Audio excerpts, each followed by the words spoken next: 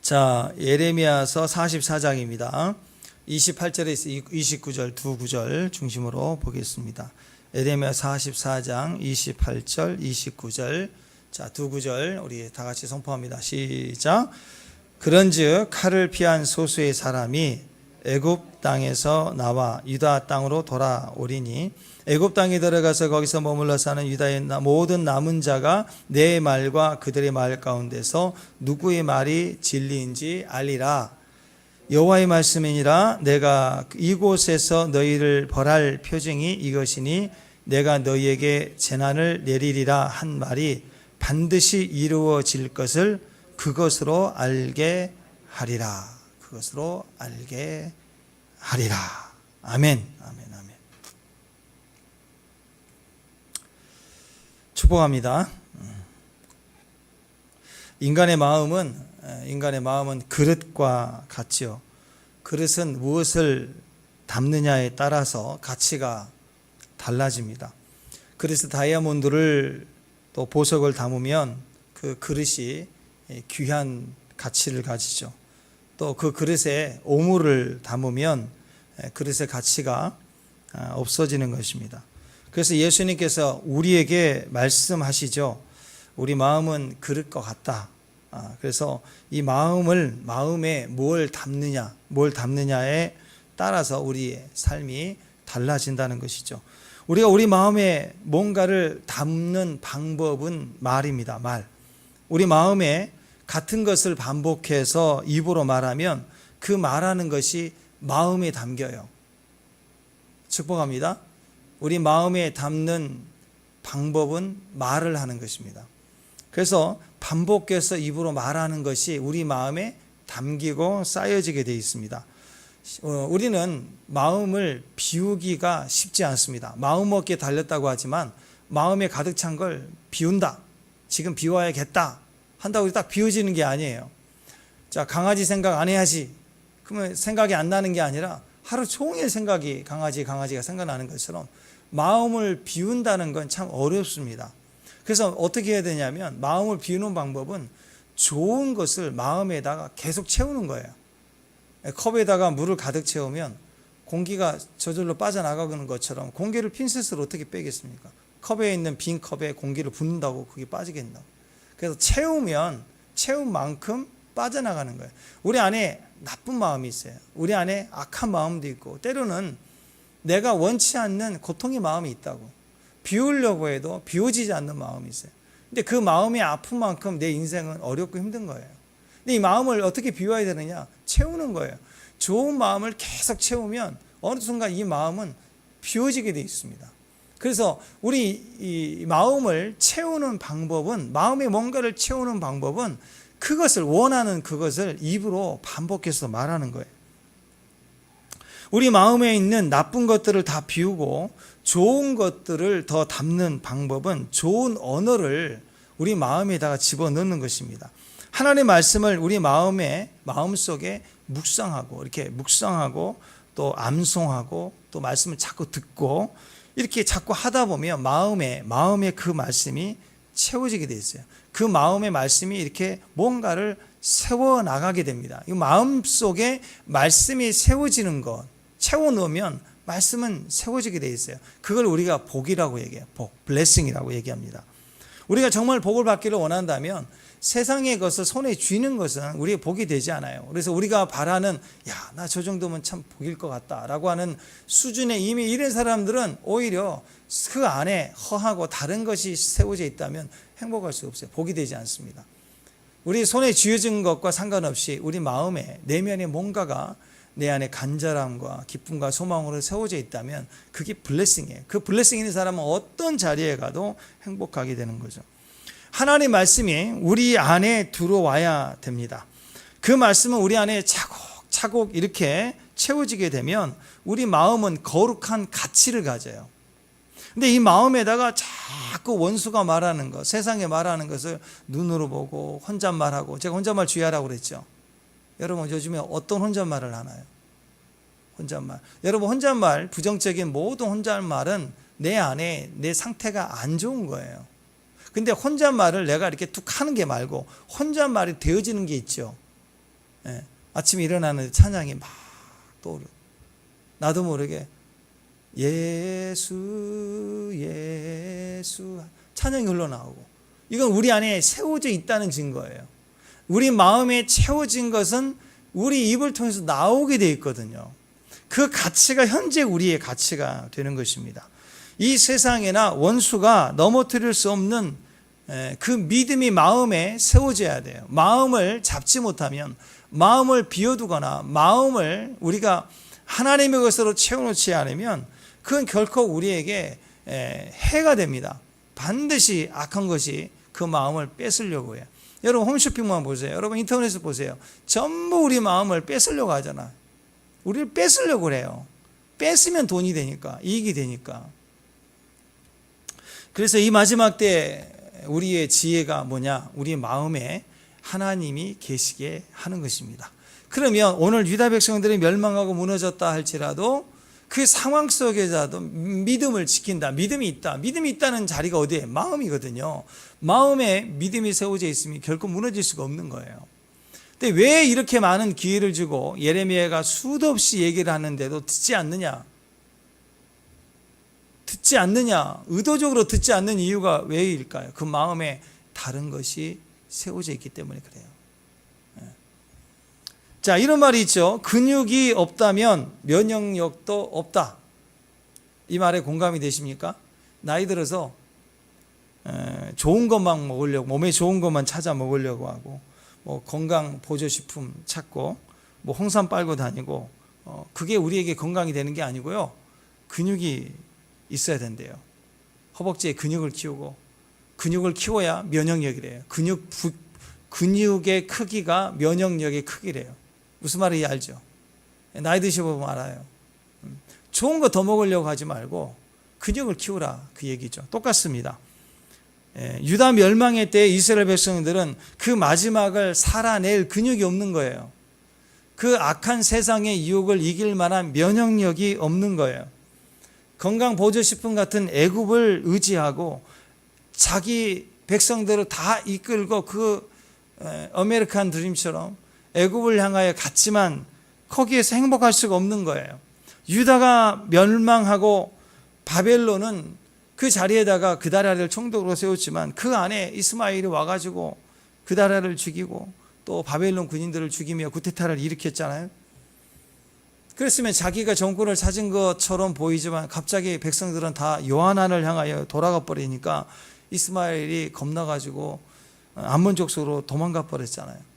그러니까 요하난은 또 갑자기 어느 날 남은 자들의 지도자가 돼버렸는데 바벨론이 보기에는 게릴라 지도자이죠. 인정하지 않는 자가 어느 날 지도자가 되어 있는 거예요. 그러니까 이 바벨론의 보복이 두려워가지고 애굽으로 도망가자, 그렇게 결정을 내린 거예요. 그래서 예레미야 선지자를 찾아가서 자신의 애굽행을 지지해 달라, 그걸 기대하면서 하나님의 뜻을 묻습니다. 하나님 말씀하시면 듣겠습니다. 근데 거짓말이었죠.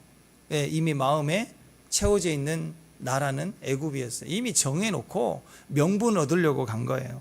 근데 하나님은 시드기야 때와 똑같이 너 애굽 가면 망한다, 유다에 남아있으면 하나님이 보호해 준다 하고 경고합니다.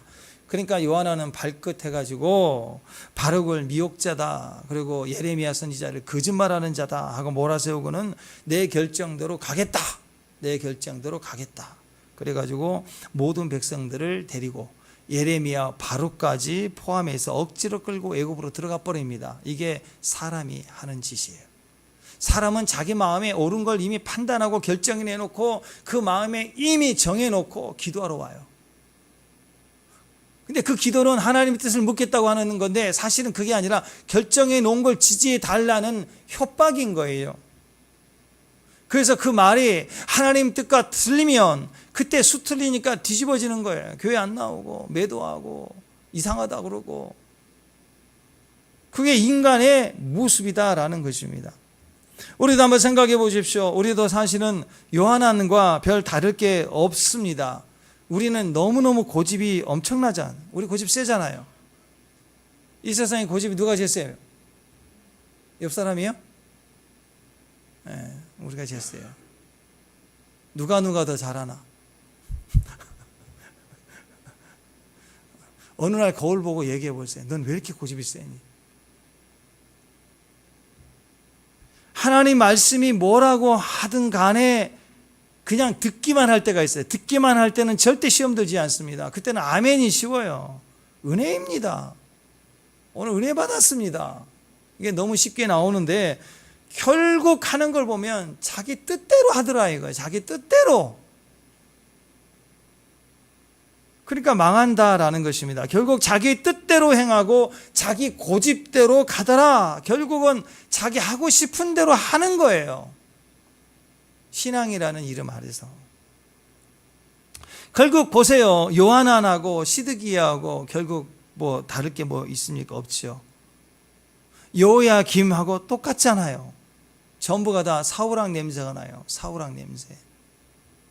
그러니까 오늘 본문에서 우리에게 주는 경고의 메시지가 뭡니까? 너 망한다예요. 망한다.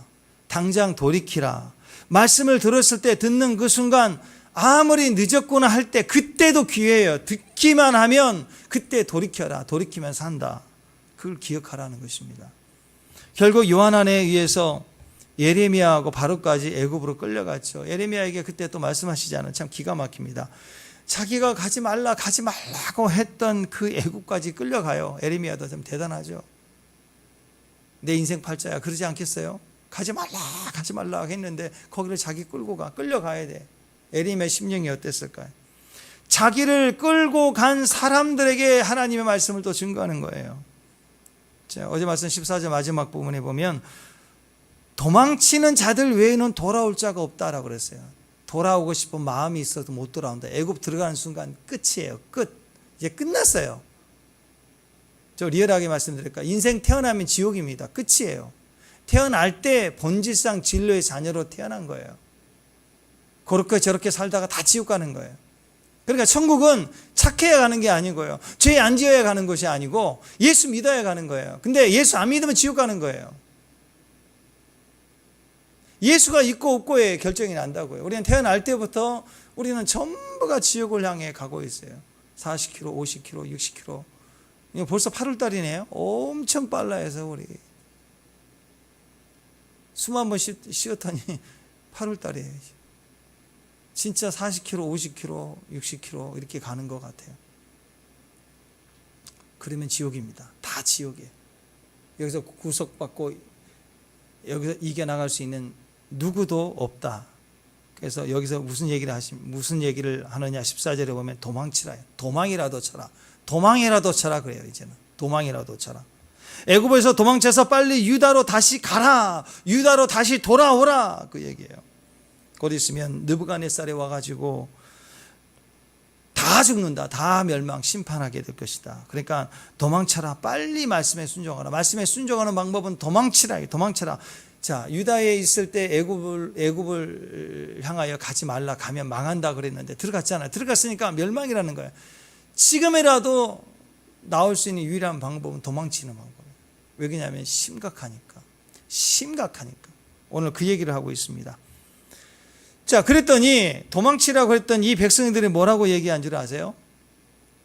오늘 내용이 본문 그 말씀이 그 내용인데요. 말도 안 되는 소리를 합니다. 하늘의 여왕을 숭배했을 때가 진짜 좋았다. 그런 대답을 해요. 자, 쭉 한번 읽어봅시다. 16절에서 19절까지인데 쭉 한번 읽어보세요. 무슨 내용인가 쭉 한번 보세요. 시작.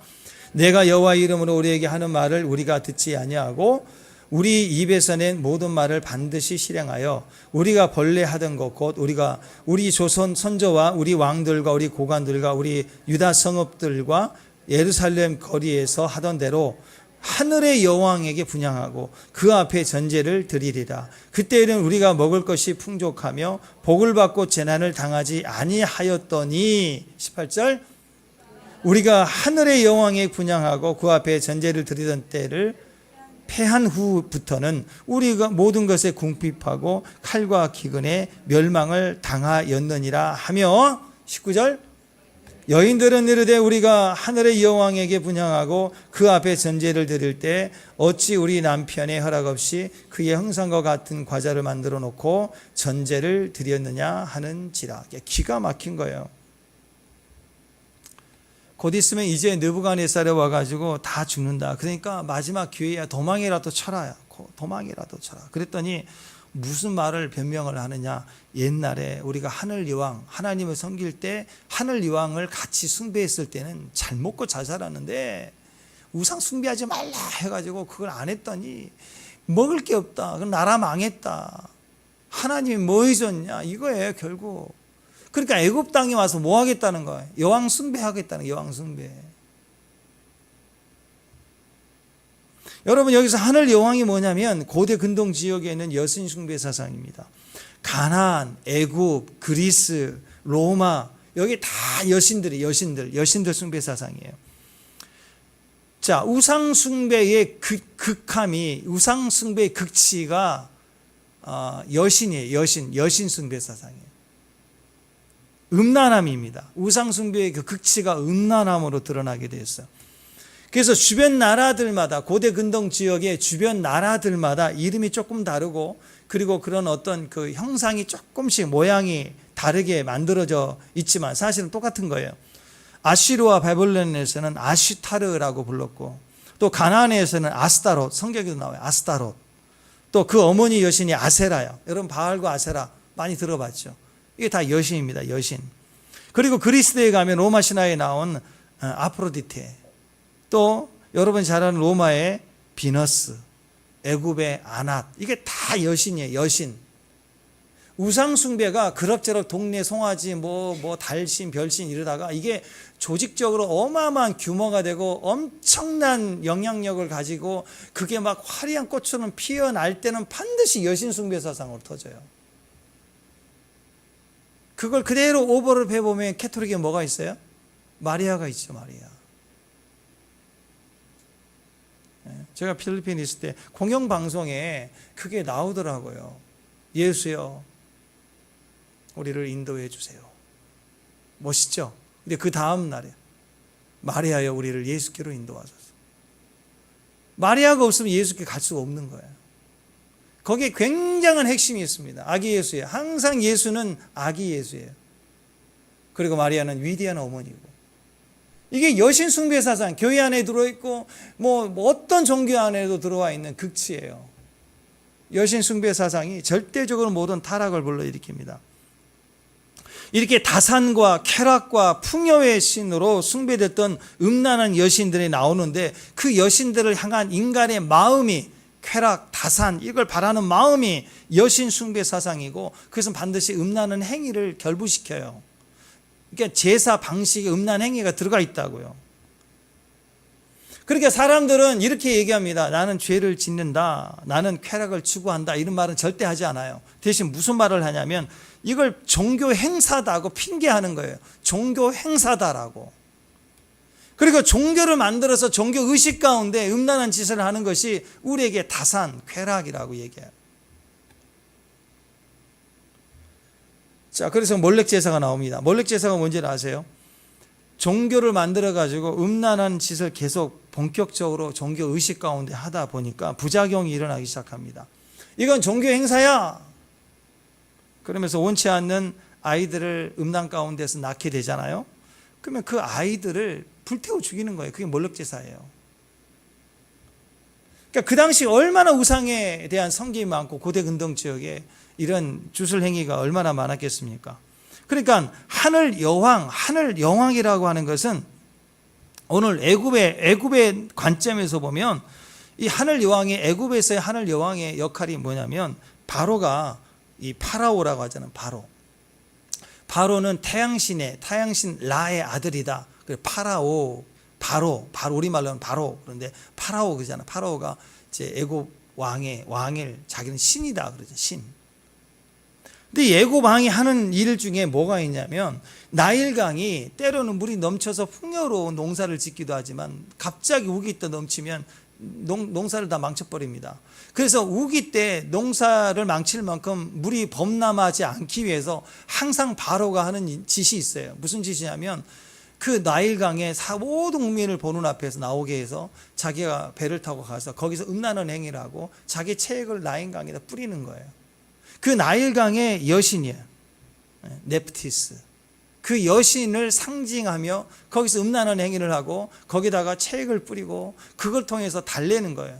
그래서 그 방이 범람하지 않도록 막아주는 거예요. 이게 종교 행사에 들어가 있다고. 그리고 나서 이 모든 사람들이 하늘 여왕, 하늘 여신을 숭배하는 마음에서 음란한 짓을 하는 거예요. 나라가 종교 행위 가운데.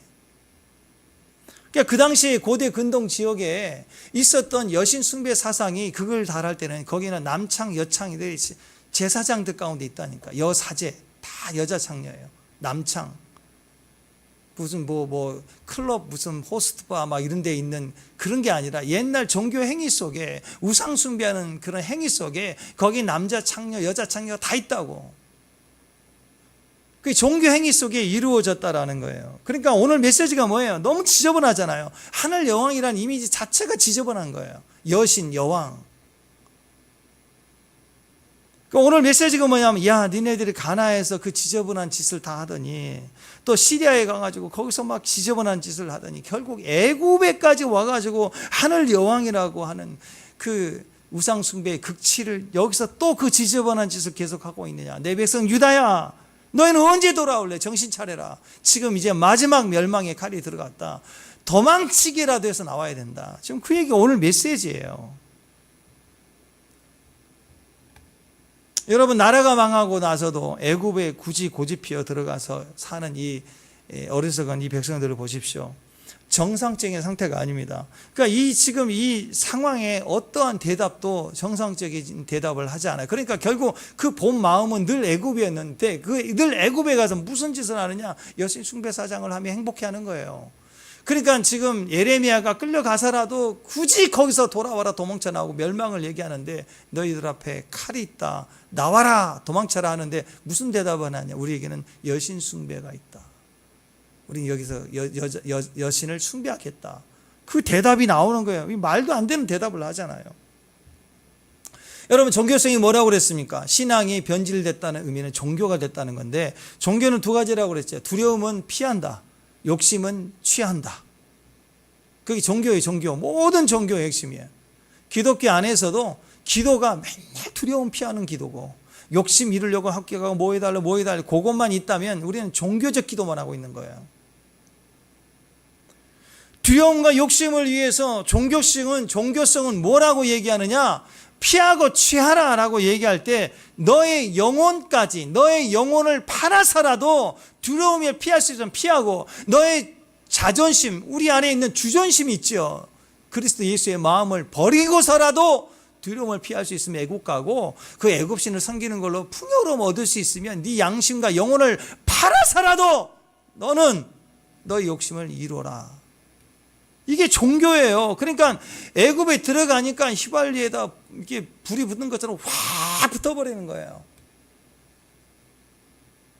종교가 결국 겉으로 볼 때는 되게 열심히 합니다. 여러분, 종교인과 신앙인들을 보면 겉으로 보면 약간 달라요. 진짜 신앙인들은 서 있나 앉아 있나 엎드리나 또 길을 가나 별로 중요한 게 아닙니다. 모습은. 물론 시간이 되고 여건이 될 때 주님 앞에 겸손히 나와서 기도할 수 있지만, 보통 우리는 주의 마음을 가지고 가면 전철 타고 갔다가도 갑자기 주님의 생각나면 찬양하고 주님께 감사하고 막 이렇게 할 때가 있잖아요.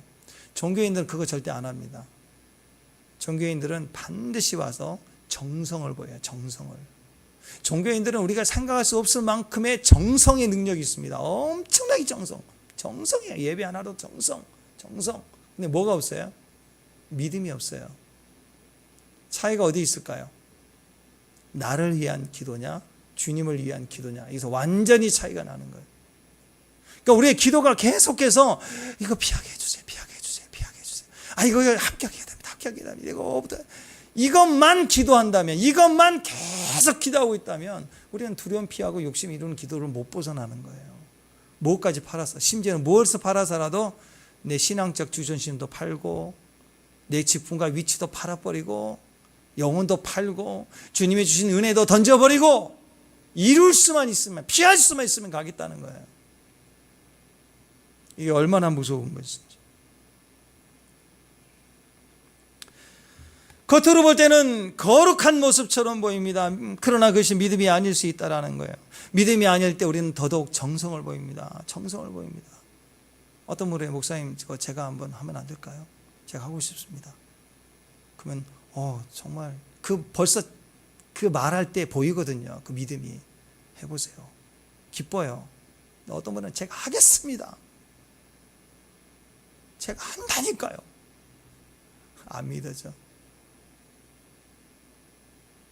그 차이 아시겠습니까? 안 믿어질 때 정성을 보이거든요. 노력해요. 노력을 보여주려고 그래요.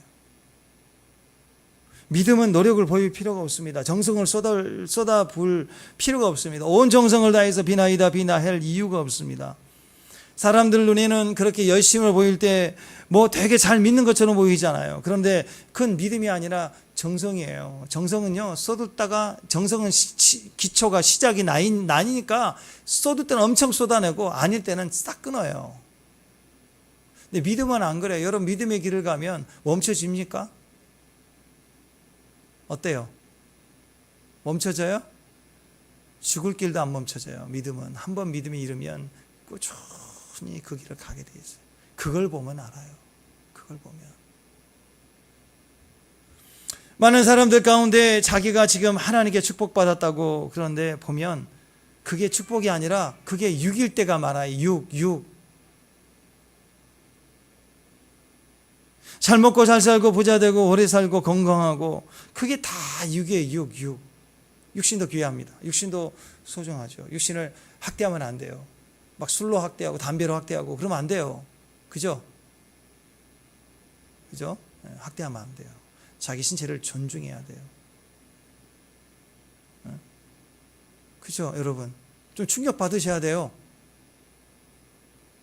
그죠?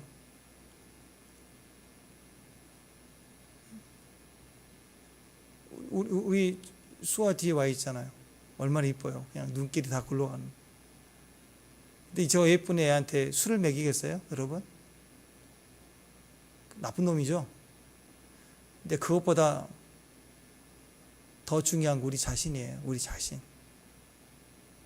우리 영혼의 잘됨이 더 중요한 거예요. 자기 자신에다가 썩은 물 집어넣으면 안 되겠죠. 아니 그것도 안 되면서 마지막 때를 통과하겠어요? 이제는 결단해야죠. 이제는 싸워봐야죠. 언제까지 신앙 질질 끌려가겠어요? 여러분 자신의 모습대로 구별될 건 구별하고, 그리고 구별되고 나면요 할 게 너무 많아요. 누릴 게 너무 많아요. 이제는 끊을 땐 끊어야죠. 멈출 땐 멈춰야죠. 이게 굉장히 중요한 이유가 뭐냐면, 이게 너무너무 우리 안에 심각한 게 뭐냐면, 육만 잘 된다 그러면 영을 다 포기해버리는 거예요. 주일 포기하고 예배 포기하고 신앙 포기하고 막 뛰는 거예요. 육신만 잘 된다 그러면 큐티도 포기하고 막 새벽도 포기하고 하고 싶은 대로 막 타는 거예요. 막 뭐만 잘 되면 쾌락만 얻을 수 있다면. 이게 애굽신앙이라고. 애굽신앙.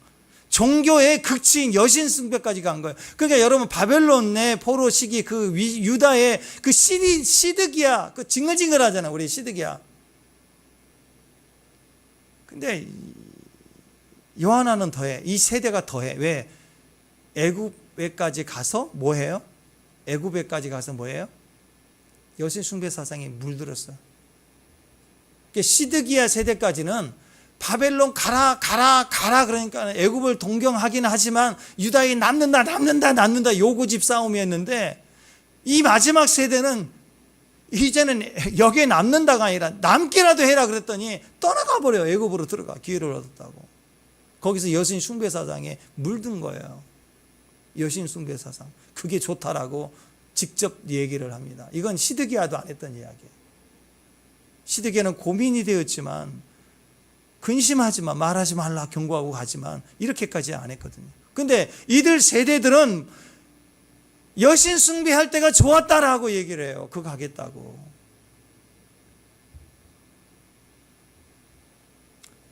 참된 하나님의 말씀은 무엇일까요? 우리의 육신을 죽입니다. 우리의 영을 살게 합니다. 영이 중요하다고 얘기합니다. 말씀을 믿으면 영적 사람이 돼요. 사람은 남들에게 자기 두려움이나 욕심을 그냥 다 쉽게 말하지 않죠. 나는 뭘 원해? 말하지 않아요. 나를 가볍게 볼까봐, 판단할까봐. 또 내가 뭘 두려워하고 있어? 약점 잡힐까봐, 나 약한 거 힘든 걸 말 안 하려고 해요. 대신에 그것을 어떻게 표현하느냐? 우상을 만들어요. 이미지를. 내 두려움을 피해 줄 거야. 나의 욕심이 이루어질 대상은 이거야 라고 우상을 만들어 가지고 우상을 섬기는 거예요. 우상을 섬기는 행위를 통해서 두려움과 욕심을 계속 표현하고 있는 거예요. 그게 종교라는 거예요. 종교. 모든 우상들은 그래서 인간적인 그런 죄와 연관되어 있는 거예요. 우상 숭배하면 반드시 그 죄예요. 죄성이 그 안에서 흑질을 달리기 시작합니다. 고대 근동적 이방 종교의 특징은 바로 이 여사제, 여신 숭배 사상의 통로가 되는 여사제, 그들을 통해서 우상 숭배 행위가 극단의 음란 행위로 연결이 됩니다. 생각해 보세요. 여사제가 음란 행위를 제사 행위 가운데 할 때 그들의 그 상황 가운데 옛날 시대는 지금과 다르잖아요. 그러니까 거기에 아이들이 생기지 않겠어요? 아이가 생기면 그건 남편이 누군지도 모를 거 아니에요. 그러니까 누구도 책임지려고 하지 않아요. 그러니까 자기가 그 일 가운데서 음란 행위가 주술 가운데서 이루어졌기 때문에 그 아이를 책임지려고 하지 않겠죠. 그러니까 골칫거리가 되는 거예요. 그 음란을 해결할 수 있는, 음란을 통해 태어난 아이를 해결할 수 있는 방법이 뭐냐? 그러니까 불에다 집어 던져지는 몰렉제사가 나온 거예요. 그러니까 다 큰 아이들을 보내는 게 아니에요. 태어난 지 얼마 안 되는 애들을 그냥 귀찮으니까. 제정신이에요, 그러니까? 아니죠. 그래서 몰렉제사가 가장 비참한 제사인 거예요. 우리는 몰렉제사 보통 그러면 자기 멀쩡한 애들 갖다가 막 뭔가 이렇게 우상에게 바치듯이 헌신을 자기 자식을 헌신했다. 그렇게 생각하는데 절대 그렇지 않아요. 아브라함이 이삭을 바치는 그런 모양을 본따서도 아주 극단적으로 자기 아이들을 이렇게 불러 태웠다 이렇게 생각하는데 그게 아니라 원래 시작은 태어난 아이들, 주술행위, 음란행위를 통해서 태어난 아이들을 처리할 방법이 없는 거예요. 그래서 그 가타는 아이들을 막 줄줄줄줄 그냥 이렇게 몰렉에게 제사를 드린 거예요. 음란죄의 결과로 말미암아 이성과 합리성을 가지고 처리하는 방법을 선택하고 합리적으로 합의를 보고 막 하는 게 몰렉제사예요. 이게 여신 숭배 사상의 모습이라고요.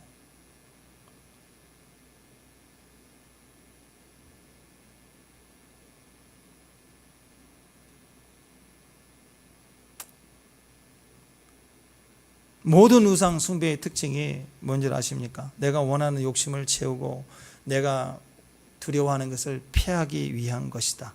그게 종교란 이름으로 합리화되고 그것이 의식으로 진행이 되어지는 과정 속에 쾌락이 있고 그 음란한 행위, 그 결과에 아이들을 처리하지 못한 이런 방법들이 결국 주술 행위 속에 몰렉제사로 드러나고 그러니까 사람들은 미쳐가는 거예요. 이게 미쳐가는 거라고. 영혼을 팔아요. 그러니까 이게 지금 현대 사회에 그대로 드러나는 모습이 동성애입니다. 동성애. 모든 가치관을 파괴해버리는 거예요. 똑같아요. 다시 접근합니다. 여신 숭배 사상의 극치의 몰렉제사까지 가는 그 혼돈의 정신 구조 속에는 쾌락이 있고 그 쾌락은 뭘 상징하냐면 두려움을 피하고 욕심을 이루는 쾌감이에요. 그것을 위해서 핵심은 뭐냐? 영혼을 팔고 육을 이루겠다는 거예요. 동성애가 똑같은 공식으로 일어나고 있어요. 지금.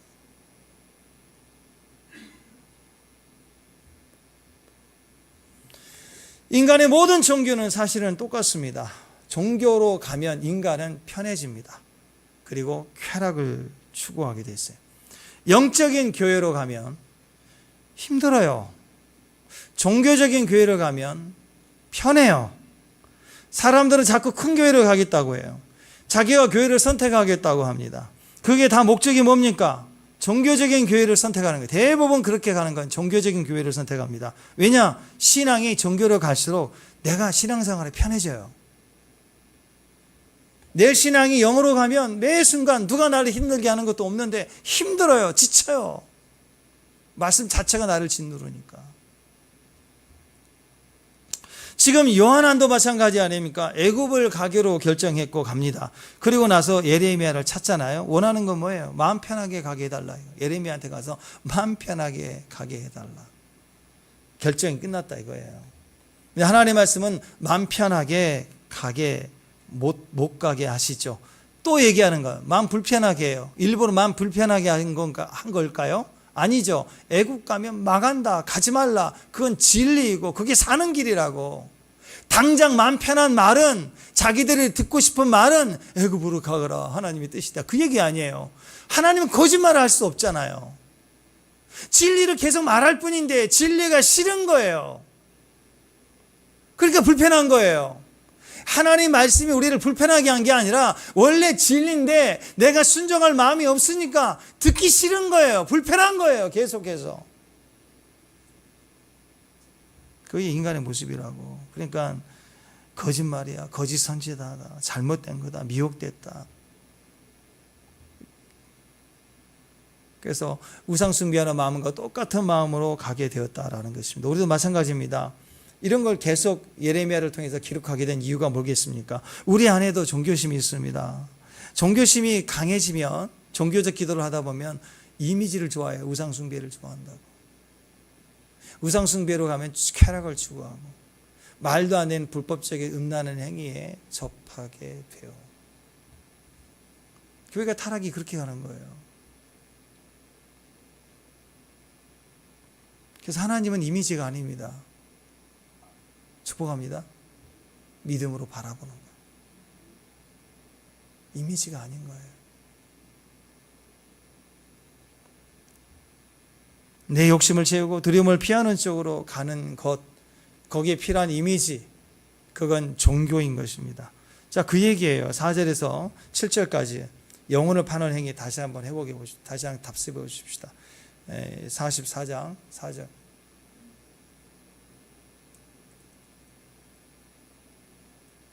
없나?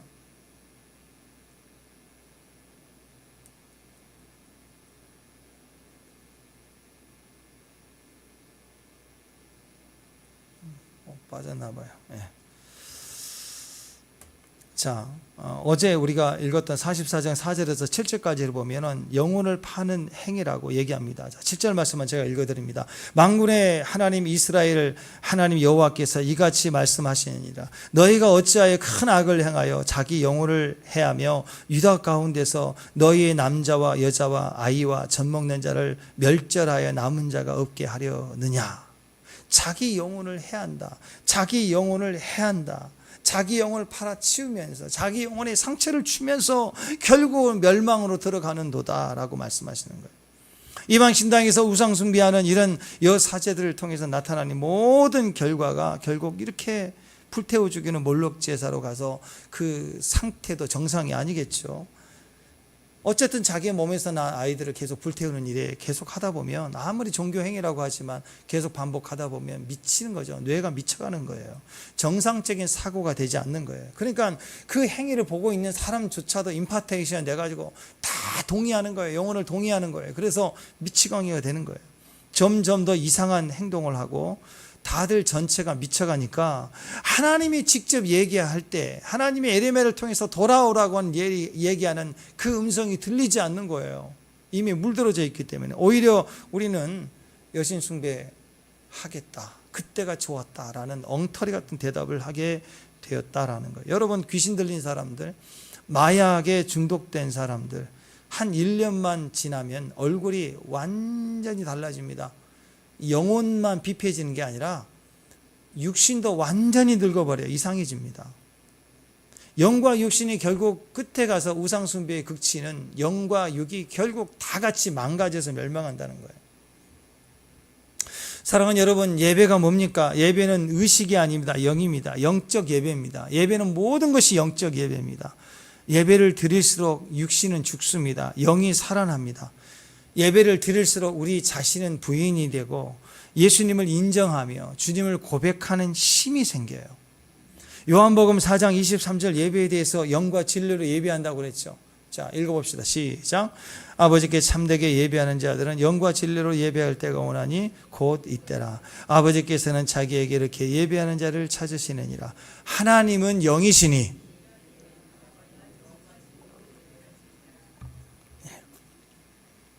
여러분, 예배를 하면 영이 강해집니다. 예배를 하면 영이 강해져요.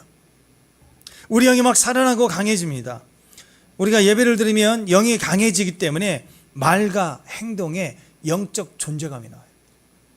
친구들 사이에서 그룹 안에서도 존재감이 강한 사람이 있어요. 자아가 강하고 또 자기 자존심이 있는 사람들은 그냥 놀 때도 존재감이 있어요. 그 친구의 존재감이 있다고. 근데 눌리고 시험 들고 억울하고 또 막 이렇게 우울하고 그러면 존재감이 사라지는 거예요.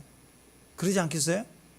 예배를 드리면 육신이 강해지는 게 아니라 육이 죽고 영이 강해지고 영이 우리 안에 회복이 되기 때문에 영적 존재감이 있기만 해도, 표현하지 않아도, 말하지 않아도, 행동하지 않아도 그 사람 존재가, 영적 존재감이 보여져요. 느낀다고, 사람들이. 주변이 느낀다고. 그 사람의 존재감이 귀한 거예요. 그 사람의 존재감이 아름다운 거예요.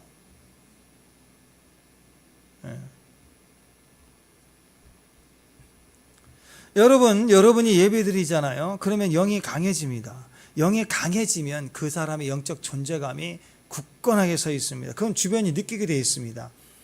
예배를 제끼고 세상적인 것을 계속 채우고 마음에 채우고 나면 쾌락이 돼요. 쾌락을 따라가기 시작하면 영적 존재감이 무너집니다. 소멸돼요. 그리고 육적 존재감이 강해져요. 그래서 육적인 얘기만 자꾸 하는 거예요. 육적인 얘기만. 즐거워, 어디 가서 뭐 먹자, 이런 것만. 그 영이 죽는다고요. 육이 살고요. 예배를 드리면 육이 죽어요. 영이 살고요. 영이 죽으면 영적 존재감이 하나도 없는 사람이 돼요. 교회를 다니는데 영적 존재감이 하나도 없는 사람, 비참하게 된다는 거죠. 문의는 유다인인데 애굽에 가지고 여신을 숭배하고 있으면 영적 존재감이 있겠습니까? 없죠. 바벨론으로 포로 갔던 다니엘 세대를 보세요. 포로의 신세로 바벨론에 끌려갔지만 하나님이 그 안에 살아있으니까 그들의 영적 존재감이 강력해서 느부갓네살이 인정하잖아요. 다니엘아, 다니엘아, 너희 하나님이 너를 살려냈느냐. 모든 사람이 인정해요. 영적 존재감 때문에. 육신이 자꾸 살아나고 영이 죽으면 그 이유는 육이 강화됐기 때문이 아니라 육을 강화시키기 위해서 영을 죽였기 때문이에요. 영을 죽인다는 말은 영혼을 팔아넘겼다는 거예요. 계속 영혼을 팔아넘긴 거예요. 하나님을 팔아치운 거예요. 영혼을 팔아먹었다는 거예요. 자기 영혼을 세상에 팔아치우고, 그리고 그 모습은 자해하는 거죠. 자기가 영적 존재이고 구원받을 백성이 자기 영혼의 주인 대신 하나님을 팔아먹는다. 그 자해하는 거예요. 자해. 가장 어리석은 짓 아니겠습니까? 그래서 우리는요, 예배하는 걸 보면 알아요. 모든 게 예배하는 태도를 보고, 예배하는 중심 보고, 예배하는 서 있는 모습을 딱 보면 그 사람이 그냥 내일이 어떤 것인가가 결정나는 거예요. 생각해 보세요. 예배는 영적 예배인데 예배 안에 영혼을 팔아넘겼어요. 예배 안에 예배 중심이 없어요. 자기 의지로 막 팔아 사는 거예요. 하고 싶은 대로. 육적인 걸 계속 반복하고 있는 그런 종교 행위인데 기도만 세게 해. 그러면 그 기도가 영이겠습니까? 그 기도는 하늘과 상관없는 내용들이에요. 시퍼렇게. 자기 기도는 간절한데 기도의 내면을 확인해 보면 시퍼렇게 애국 가겠다는 마음이 가득 차 있는 마음이에요. 거기서 예레미야 찾아와서 하나님 뜻을 묻습니다. 말씀해 주세요. 그러면 그게 영입니까? 가증한 거죠. 이미 결정해 놓고 조롱한 거 아니겠어요? 그죠?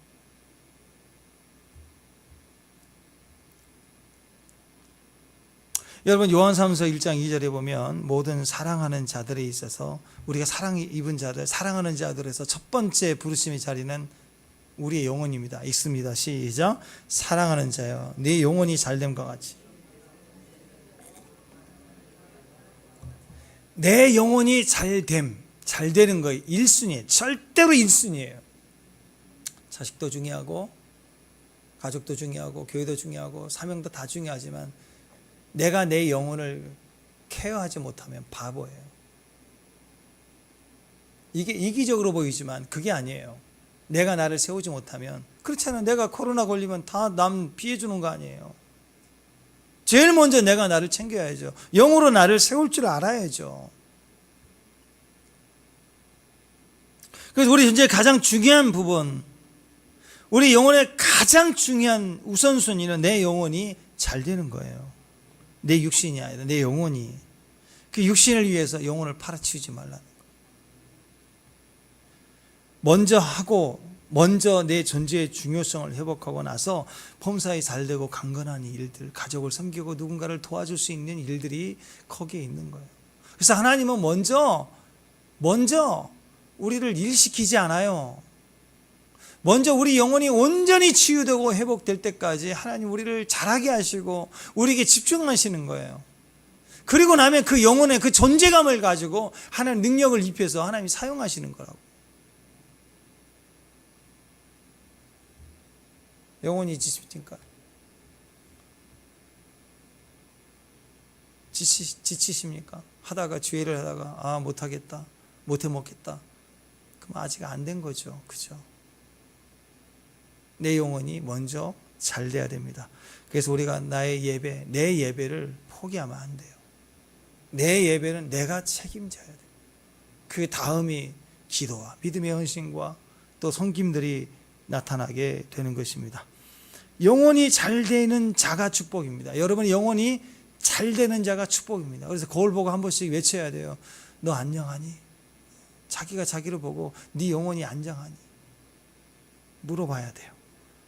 물어봐 줘야 돼요. 하나님 끝없이 이스라엘 백성들에게 기회를 주고 시드기야에게 기회를 주고 나라가 멸망한 이후 애굽으로 간 이 백성들에게조차도 하나님이 기회를 주시는데 자기 멋대로 행하다 자기 멋대로 가다가 자기 멋대로 망했다 그거예요. 말씀을 멸시하는 자는 반드시 패망을 이룹니다. 하나님 말씀 붙들어 살아요. 잠언 14장 14절 보세요. 시작. 말씀을 멸시하는 자는 자기에게 패망을 이루고 계명을 두려워하는 자는 상을 얻느니라. 예레미야를 통해서 하나님께서는 자기에게 패망을 이루는 자리에서 도망치라. 도망이라도 쳐라. 여신 숭배가 있을 때는 도망이라도 쳐라. 애굽에서 도망 나와 빨리 유다로 다시 돌아가라. 근데 이 백성의 대답은 기가 막힙니다. 여인들이 15절에 보면 어제 제가 마지막 15절에 딱 보면 여인들이 대답해요. 참. 여러분 곁에 섰던 모든 여인들 이렇게 얘기하고 있는데 여러분 이전에는 이스라엘 백성들의 폐역 가운데 한 번도 볼 수 없었던 새로운 특징이 드디어 이 애굽에 들어가 있는 백성들의 대답 속에 나오는데요. 그러니까 멸망이 마지막 무리의 멸망, 최후에 저항하는 자들의 대답이 여인들이에요. 여인들. 그냥 이게 무슨 뜻이냐면 우상 숭배에 있어서 애굽까지 와서 우상 숭배하는 여신 숭배 행위의 핵심 주체는 여인들이 주도했다라는 거예요. 여인들이. 모든 백성이 큰 무리 그 핵심 그 우상 숭배의 핵심은 그 영향력은 누가 가지고 있었느냐? 여인들이 가지고 있었대요. 근데 예레미야를 대하여 예레미야 말에 하나님을 대변해서 대답하는 그 백성의 패역한 대답의 주체가 이제 드디어 여인들이 힘을 얻고 대답을 하고 있는 거예요.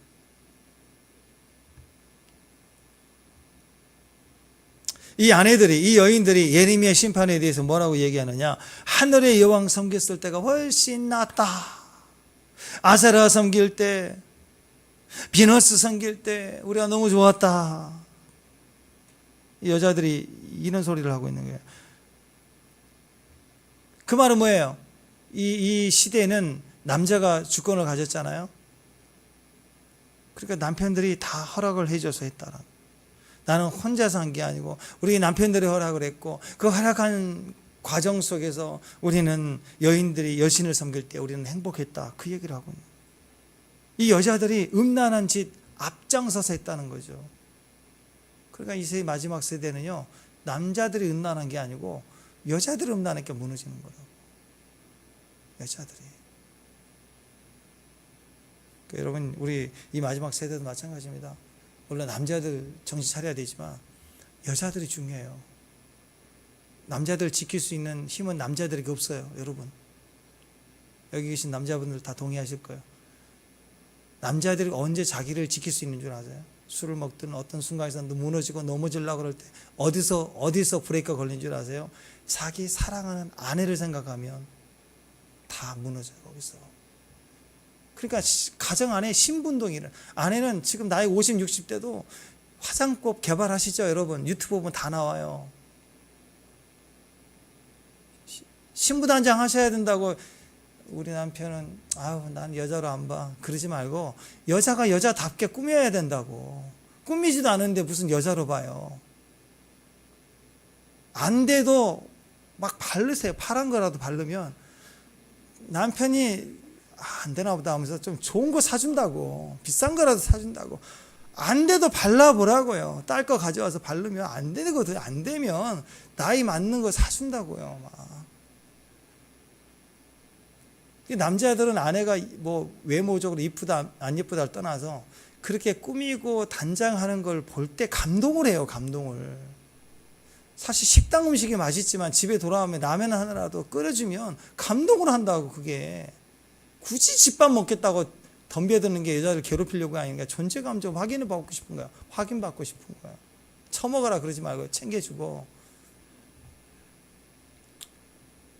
다시 말씀드리면 남자들이 마지막에 음란과 미혹을 이길 힘이 있어요, 없어요? 없어요. 담배, 술 요즘 여자들 되게 많이 하는데 여자들은 끊는다면 빨리 끊어요. 남자들은 성령의 은혜가 아니면 못 끊어요. 그렇게 약해요. 여자들은 골초도 딱 끊더라고. 지독해요, 진짜. 근데 남자들은 징글징글하게 못 끊어. 끊었다 그래서 3년 뒤에 다시 피우고 그래. 비가 오면 또 한 잔씩 마시고. 근데 여자들은 한번 끊으면 끊어요. 그러니까 남자들은 줏대가 없어요. 남자들은 자기를 지킬 힘이 없어요. 이 마지막에 음란으로 몰려오면 지킬 힘이 없어요. 없어요. 그러니까 어떻게 해요? 남편들을 어떻게 지켜야 돼? 아내들이? 신부운동에 아름다운 신부의 모습으로 준비하고, 그러면 남편들이 거기서 중심을 잡아요. 그러니까 지금 애굽에까지 와서 음란의 행위가 여신 숭배로 가는 결정적인 이유는 애굽에 오면서 여자들의 신앙 중심이 흐려져 버린 거예요. 주도적으로 넘어가 버리니까 모든 것이 오픈해져 버리는 거예요.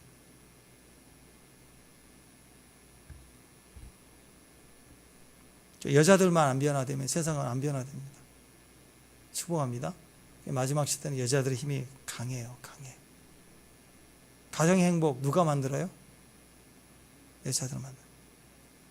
여자들은 향기가 있거든. 남자들은 막 사울 냄새 나요.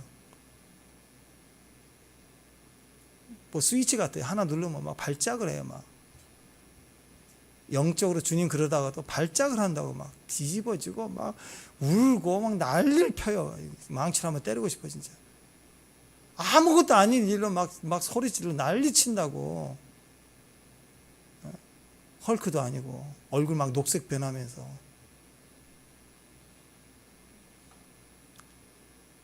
그래서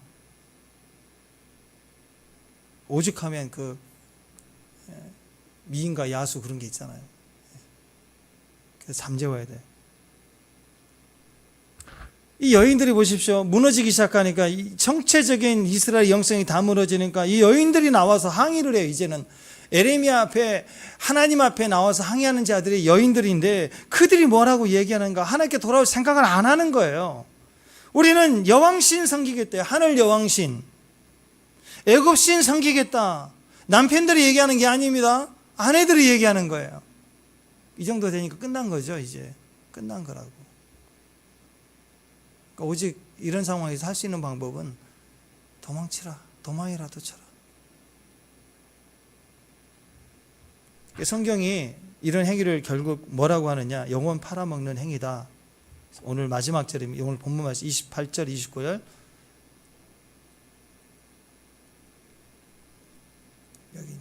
자, 28절 29절 있습니다. 시작. 그런즉 칼을 피한 소수의 사람이 애굽 땅에서 나와 유다 땅으로 돌아오리니 애굽 땅에서 들어가서 거기에 머물러 사는 유다의 모든 남은 자와 내 말과 그들의 말 가운데 누구의 말이 진리인지 알리라. 여호와의 말씀이니라. 내가 이곳에 너희를 벌할 표징이 이것이라. 내가 너희에게 재난을 내리리라 한 말이 반드시 이루어질 것을 그것으로 알게 하리라. 자, 왜 이렇게 적나라하게 지어라? 도망이라도 쳐라. 도망쳤겠어요? 다 망하죠. 나중에는 결국 이렇게까지 기회를 줬는데도 여인들이 나서서 이런 소리를 할 정도면 예레미야가 더 이상 사명 감당할 수 있을까요? 없겠죠. 그래서 예레미야는 여기서 죽습니다. 여기서 그들에게 맞아 죽어요. 끝난 거예요. 그러니까 멸망이 올 수밖에 없는 거죠. 이 이런 잔혹한 마지막에 이런 고통스러운 것을 리얼하게 예언하고 또 말하고 또 말하고 이렇게 적나라하게 하나님이 기록한 이유가 뭘까요? 이 마지막 시대에 이 세상의 종말도 일이 똑같이 일어나기 때문에. 똑같이. 그래서 여신 숭배 사상 그리고 동성애로 똑같이 나옵니다. 지금 이스라엘의 텔아비브 수도 세계 최대의 동성애 도시이죠. 뭐 심지어는 5명 중에 3명이 동성애자라고 얘기해요. 이스라엘의 수도입니다. 세계 쾌해 축제 모든 동성애 축제가 다 여기서 임파테이션이 돼요.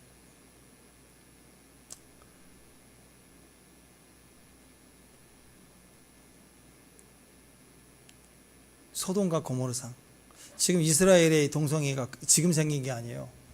이미 소돔과 고모르산에서 그 타락함이 동성애였죠. 마지막 말세의 모습은 쌓이는 동성애입니다. 영혼을 파는 거예요. 그것은 몰렉 제사보다 더한 증거로 드러나는 행위입니다. 자, 결국 우리가 한번 우리 인생을 한번 돌이켜 봅시다. 이제 생각을 해 봅시다. 인생은 70, 80이죠. 그죠? 70이고 강간하면 80. 근데 요즘엔 큰 병 없으면 웬만하면 90이더라고요, 다. 90. 그죠? 어떤 분에게 그랬대요. 어머니 90세까지 사셔야죠. 그랬더니 화를 내시더래요. 그러면 내가 한 3년만 더 살란 소리냐? 요즘 웬만하면 90 넘으세요, 다들. 100세까지 가까이 가신 분도 많고. 그러니까 우리가 인생 70, 81보다는 90, 강건하면 100, 뭐 이렇게 보셔도 될 것 같아요. 근데 100살로 봅시다. 우리 인생 100살이라고 정해도요, 한번 생각해 보세요. 얼마 안 남았어요. 100살 금방 갑니다. 금방이에요. 엊그제 1월인데 지금 8월이고, 금세 60, 70 된다고. 90대고요. 금방이에요, 금방. 그러면 잠깐 먹고 살 일 때문에 영혼 팔겠어요? 여러분 그렇게 살고 싶어요? 오늘 내일 갈 수 있잖아요. 그럼 오늘 최소한 오늘 하루라도 내 영을 주님께 드려야 되는 거 아니에요? 안 그래요? 저도 어렸을 때는 가족들이 밥 먹는 거, 한 끼 먹는 거 그렇게 중요하게 생각하지 않았던 것 같아요. 그냥 일이 바쁘고 친구 바쁘고 막 연락도 잘 안 하고 그랬던 것 같아요. 나이 드니까 매일매일 전화를 좀 드리려고 하기도 하고 통화하려고 하는데 나이 드니까 내 자식하고 밥 한 끼 먹는 게 소중한 거예요. 저는 교회도 그렇다고 생각해요. 여러분 교회 일하러 오셨어요? 저는 함께 하는 데 의미 있지 않겠어요? 저는 크게 행복하게 해요. 복되게 하는 거라고. 그 중심만큼 하나님 나라가 그대로 간다고. 여러분 영혼 판다는 게 꼭 우상 앞에서 재물 드리는 것만 얘기한 게 아니에요. 큐티를 해야 될 사람이 그냥 하면 좋은 사람이 있고 해야 되기를 바라는 사람이 있고 권면해야 될 사람이 있지만 큐티가 사명인 사람이 있죠. 이 정도는 돼야 되지 않아요? 그죠? 여러분 큐티 사명 아니에요? 새벽 사명 아니에요? 주일 사명이죠. 근데 그거 제끼면 그거 영혼 파는 거예요. 어떤 사람은 한 달에 한 번만 나와도 고마운 거예요. 막 너무 이쁘고. 근데 여러분 수준을 한번 정해보자고요. 내가 하나님 앞에 서 있는 위치가 그런데 그런 사람에게는 이거 내 생각대로 예배 지키고 상황 지키고 뭐 가족 온다고 누구 만난다고 제끼고 자꾸 그렇게 해보세요 한번. 영혼이 소멸된다고요. 잘 사는 거 아니라고요.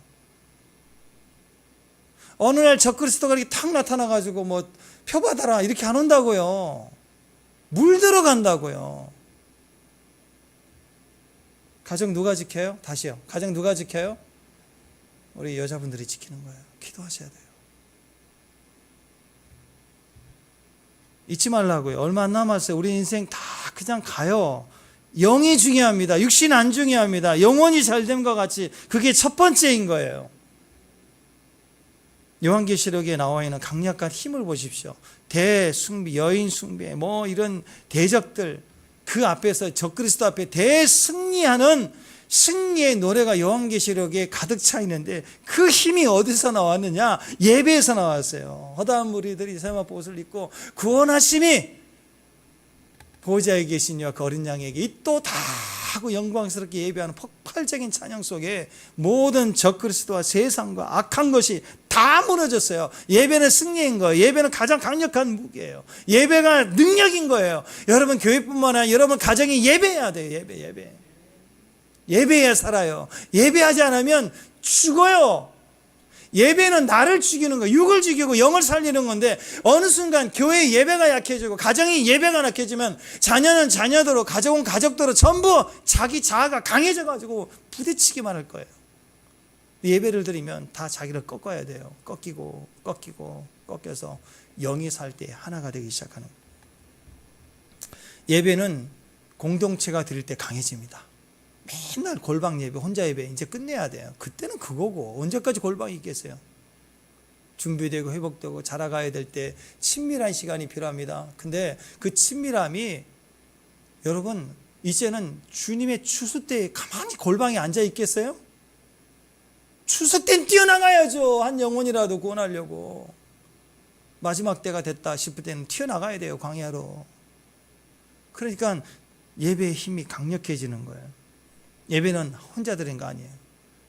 혼자 예배는 기본인 거고, 그 다음에 뭐 해야 돼요? 그건 자기가 책임지는 거예요. 예배는 같이 드리는 거예요. 집에서 자녀와, 여러 명의 자녀 중에서 한 자녀하고도 예배를 드리세요. 드리려고 하세요. 반드시 예배자가 생깁니다. 드리려고 안 했기 때문에. 교회에서도 함께 예배해야 됩니다. 누구랑 만나면 같이 예배해야 돼요. 예전에 노비가 있을 때는 가정에 노비라도 예배를 드리잖아요. 그렇죠? 주인이 예배 드리면 그렇게 가는 거예요. 그래야 화목이 돼요. 예배가 화목해요. 예배는 우리 자아를 죽이기 때문에 예배를 드리면 하나가 되기 시작합니다. 화목이 무너지면 예배도 무너지게 되어 있어요. 예배가 살면 화목하게 되어 있습니다. 그래서 예수님께서는 예배 드리기 전에 누가 혐의가 있거나 상책을 주거나 그런 마음이 있으면 예물을 드리지 말고 일단 화해하고 와서 다시 예배를 드리라라고 말씀을 하고 있지 않습니까? 예배는 그런 거예요. 예배는 인격이기 때문에요. 그런 예배를 드리면, 두 형제가 연합해서 함께 드리는 예배가 되면 그 예배는 강력한 거예요. 그런 강력한 예배는 마귀를 무너뜨리는 겁니다. 성령은 우리 안에 예배 가운데 이런 연합된 예배, 화목한 예배를 드리면 강력한 성령이 그 위에 역사합니다. 그래서 그 성령의 임재는 그 나쁜 모든 것들을, 그 두 사람 사이에 있는 것들을 다 녹여버리는 거예요. 그러니까 성령을 달라고 기도할 게 아니라 예배를 온전히 드리면 그 안에 성령의 연합이 일어나고, 그리고 거기에 기름 부음이 있고, 거기에 원수의 모든 속한 것이 다 무너지게 돼 있어요. 그 결과가 우리 안에 풍족한 사랑이에요. 풍족한 섬김이 나오는 거예요. 그런데 예배가 무너지죠. 관계가 깨지죠. 독립적이죠. 우울하죠. 혼자 있어요. 그러면 사람이 인색해져요. 인색하다는 것은 선악과가 발동이 돼서 계산 때리고 있는 거예요. 인색한 행동이 나온다고. 사람이 인색합니다. 하나님 앞에 인색합니다. 찬양하는 것도 인색합니다. 그건 무너지고 있다는 뜻이에요. 그런 예배는 힘이 없습니다. 그러나 풍족한 어노인팅이 흘러나오는 예배가 되면 그 예배는 강력해져서 그 예배 중심에 모이는 모든 사람들 모임마다 파워가 생겨요. 파워. 성령께서는 그래서 그런 예배 안에서는 모든 것을 녹여냅니다. 모든 것을 부셔뜨립니다. 모든 것을 우리 안에서 회복시키는 강력이 되시는 거예요. 축복합니다. 다 같이 일어나세요. 그래, 지성소에 들어가네. 찬양합니다. 오늘 이 찬양의 가사처럼 오늘 우리가 이 찬양할 때 우리가 지성소까지 들어가는 예배가 되기를 바랍니다.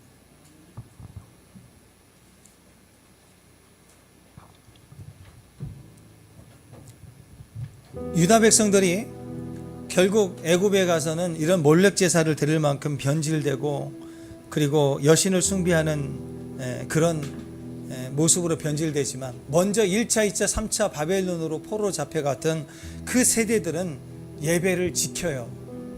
예루살렘을 향하여 창문을 열고 사자족을 들어간다는 협박 속에서도 예배를 하는 예배자들이, 그 예배자들, 예배를 지킨 자들은 다 돌아와요. 그리고 그들이 제일 먼저 한 일은 성전을 세우고 그리고 예루살렘 성을 재건합니다. 다시요.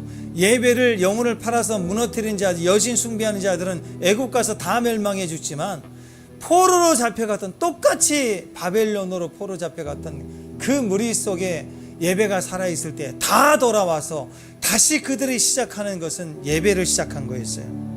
예배하면 모든 막힘이 풀립니다. 모든 대적이 무너집니다. 나라도 세상도 권세도 파괴됩니다. 예배를 막을 수 있는 힘이 없어요. 예배는 모든 것을 치료합니다. 예배는 모든 것을 회복합니다. 육신의 예배, 태엽되는 인색한 예배가 아니라 그냥 들어가세요. 예배 안으로 들어가세요. 지성소를 향하여 들어가세요. 그 예배가 모든 것을 회복시키는 거죠. 아멘. 할렐루야. 나 지성소에, 나 지성소에 들어가네. 어린 양의 보혈 힘입어 오직 하나님을 경외하며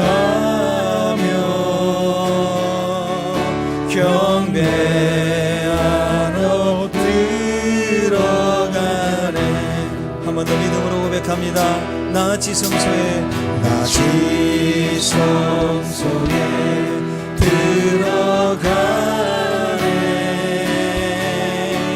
어린 양의 보혈 힘이여 오직 하나님을 경외하며 오직 하나님을 경외하며 경배하러 들어가네. 경배합니다. 경배합니다.